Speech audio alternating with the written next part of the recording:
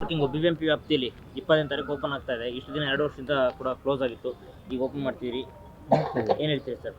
ಮಾಡ್ತಾ ಇದೀವಿ, ಚೆನ್ನಾಗಿದೆ, ಚೆನ್ನಾಗಿ ಬಂದಿದೆ. ಅಲ್ಲ ಸರ್, ಏನಾದರೂ ಟೆಂಡರ್ ಅಲ್ಲಿ ಒಂದಿಷ್ಟು ಏರುಪೇರು ಆಗಿತ್ತು. ಟೆಂಡರ್ ಏನಾದರೂ ರೇಟ್ ಅಲ್ಲಿ ಏನಾದರೂ ಕಡಿಮೆ ಮಾಡಿದ್ರಾ ಅಥವಾ ಏನು ಈಗ ಆಗಿದೆ? ಈಗ ನಾವು ನಾಲ್ಕೈದು ಸಲ ಟೆಂಡರ್ ಮಾಡುವಾಗ ಯಾರು ಭಾಗವಹಿಸಲಿಲ್ಲ.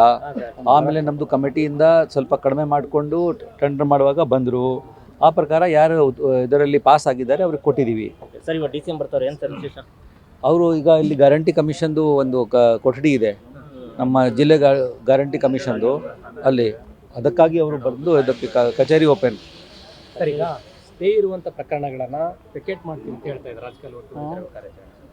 ಎಷ್ಟು ಸ್ಟೇ ಇದೆ, ವೆಕೇಟು ಹೇಗೆ ಸರ್? ಅದು ನಾನು ನಿಮಗೆ ಒಂದು ಫುಲ್ ಲಿಸ್ಟೇ ಕೊಟ್ಟಿದ್ದೀನಿ. ಅದು ಹೈಕೋರ್ಟ್ನಲ್ಲಿ ಇರ್ತಕ್ಕಂಥ ಸ್ಟೇ ಆರ್ಡರ್ಸು ಮತ್ತು ನಮ್ಮ ಸಿವಿಲ್ ಸೂಟ್ನಲ್ಲಿ ಇರ್ತಕ್ಕಂಥ ಸ್ಟೇ ಆರ್ಡರ್ಸು ಎರಡು ಏನು ಚೆಕ್ ಮಾಡಿಕೊಂಡು ಅದಕ್ಕೆ ಸಿವಿಲ್ ಕೋರ್ಟ್ನಲ್ಲಿ ಏನಾಗ್ತಾಯಿದೆ, ಅವರು ಇಂಜಂಕ್ಷನ್ ಕೊಡ್ತಾರೆ. ಆ ಇಂಜಂಕ್ಷನ್ ಅಂದರೆ ಅವ್ರು ಮನೆ ಕಟ್ಟಬೇಕು ಅಂತ ಇಲ್ಲ, ಅದರಲ್ಲಿ ನಾವು ಇಂಟರ್ಫಿಯರ್ ಆಗಬಾರ್ದು. ಅಂದರೆ ಇದರ ಡಸಂಟ್ ಮೀನ್ ಅದು ಮನಸ್ಸಿಗೆ ಬರೆದಂತೆ ಅವರು ಕಟ್ಟಡ ಕಟ್ಟಬೇಕು ಅಂತ.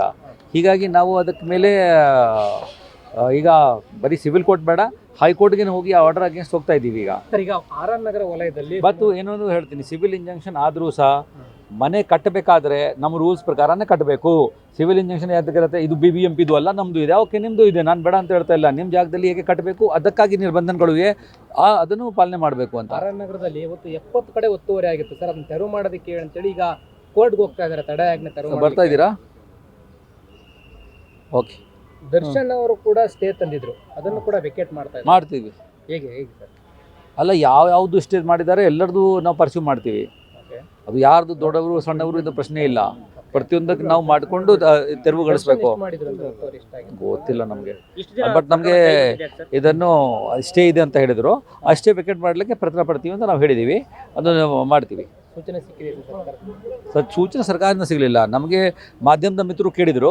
ನಾವು ಅದು ನಮ್ಮ ಕೆಲಸ ಇದೆ, ಸರ್ಕಾರದ ಸೂಚನೆ ಬೇಕಾಗಿಲ್ಲ. ಅದಕ್ಕೆ ನಾವು ಎಲ್ಲಿ ಒತ್ತುವರಿ ಇರುತ್ತೆ ತೆರವುಗೊಳಿಸ್ಲಿಕ್ಕೆ ನಮಗೆ ಅಧಿಕಾರ ಇದೆ, ಆ ಪ್ರಕಾರ ಅಧಿಕಾರ ಚಲಾಯಿಸಿ ತೆಗೆಸ್ತೀವಿ. ಇದೇ ತರ ಲಾಸ್ಟ್ ಟೈಮ್ ಅಷ್ಟೇ ಸರ್, ದೊಡ್ಡವರು ಅಂತ ಹೇಳಲ್ಲ ಅಂತ ಹೇಳಿದ್ರೆ ಬರೀ ಈ ತರ ಒಂದು ಹೋಗ್ತಾರೆ. ನಾವು ಡಿಮಾಲಿಷ್ ಇಲ್ಲ, ನಾವು ಇಷ್ಟೇ ತಂದ್ಬಿಟ್ರೆ ನಮ್ಗೆ ನೋಡಿ, ಇದು ಪ್ರಜಾಪ್ರಭುತ್ವದಲ್ಲಿ ಇಷ್ಟೇ ಇತ್ಯಾದಿ ಬರುವುದು ಅದು ಸಹಜ ಸಾಮಾನ್ಯ.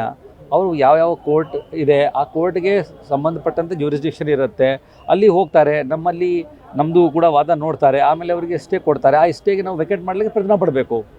ಸೊ ಪಟ್ಟಣಗೆರೆ ಶೆಡ್ ಅಂತ ಏನಿತ್ತು ಸರ್, ಆ ಶೆಡ್ಡು ಅಲ್ಲಿ ಕೊಲೆ ಆಗಿದೆ. ಅದು ಶೆಡ್ಡು ಏನೋ ಕಂದಾಯ ಕಟ್ಟಿಲ್ಲ, ತೆರಿಗೆ ಕಟ್ಟಿಲ್ಲ, ಅದನ್ನು ಕ್ಲೋಸ್ ಮಾಡ್ತೀವಿ ಅಂತ BBMP ಮುಂದಾಗ್ತಿದೆ ಅಂತಿದೆ.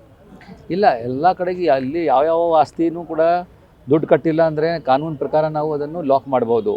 ಅದಕ್ಕೆ ನಾವು ಈಗ ಹೊಸ ಕಾಯ್ದೆಯಲ್ಲಿ ಚೇಂಜ್ ಮಾಡಿದ್ದೀವಿ, ಮಾರ್ಪಾಟ ಮಾಡಿರುವುದರಿಂದ ಈಗ ಕಾನೂನಲ್ಲಿ ಅವಕಾಶ ಇದೆ. ಹಿಂದೆ ನಾವು ಅಟ್ಯಾಚ್ ಮಾಡ್ಬೋದು, ಬಟ್ ಸಿವಿಲ್ ಕೋರ್ಟಿಂದನೇ ಹೋಗಿ ಇದನ್ನು ಮಾಡಬೇಕಾಗಿತ್ತು, ಆಕ್ಷನ್ ಇತ್ಯಾದಿ. ಈಗ ಎಲ್ಲ ಅಧಿಕಾರ ಕಂದಾಯ ಕಾಯ್ದೆಯಲ್ಲಿ ಏನೇನು ಅಧಿಕಾರ ಇದೆ ಅದು ಎಲ್ಲ ಅಧಿಕಾರ ನಮಗೆ BBMP ಆ್ಯಕ್ಟ್ನಲ್ಲಿ ಬಂದಿರೋದರಿಂದ ನಾವು ಯಾರ್ಯಾರು ಕಂದಾಯ ಕಟ್ತಾ ಇಲ್ಲ ಅವ್ರ ಮೇಲೆ ಎಲ್ಲ ಆ್ಯಕ್ಷನ್ ತೊಗೊಳ್ಬೋದು. ಫೈನಲಿ ಒಂದು ಕ್ವಶನ್ ಸರ್, ದರ್ಶನ್ ಅವ್ರ ಮನೆ ತೆರವು ಕಾರ್ಯಾಚರಣೆ ಮಾಡಲಿಕ್ಕೆ ಎಷ್ಟು ದಿನ ಬೇಕಾಗುತ್ತೆ ಏನು ಸರ್? ಅದು ಕಾನೂನಲ್ಲಿ ಇದೆ, ಅದು ನಾವು ಈಗಲೇ ನಾಳೆನೇ ವೆಕೇಟ್ ಆಗಿಬಿಡುತ್ತೆ ಅಂತ ಹೇಳಕ್ಕೆ ಆಗಲ್ಲ. ನಾವು ನಮ್ಮ ಕಡೆಯಿಂದ ಪ್ರಯತ್ನ ಪಡಬೇಕು, ಅದು ಮುಂದೆ ಏನಾಗ್ತದೆ ನೋಡಿಕೊಂಡು ಹೇಳ್ತೀನಿ.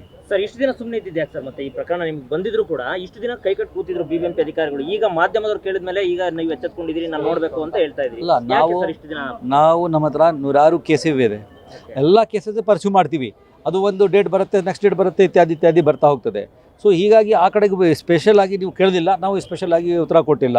ಎಲ್ಲ ಜನರಲ್ ಆಗಿ ಏನು ಹೇಳ್ತಿದ್ರಿ ಜನರಲ್ ಆಗಿ ಉತ್ತರ ಕೊಡ್ತಿದ್ದೆ. ಈಗ ಕೇಳಿದಿರಿ ಸ್ಪೆಸಿಫಿಕ್ ಆಗಿ ಚೆಕ್ ಮಾಡಿಕೊಂಡು ಏನಾಗಿದೆ ಚೆಕ್ ಮಾಡ್ಕೊಂಡು ಹೇಳ್ತೀನಿ.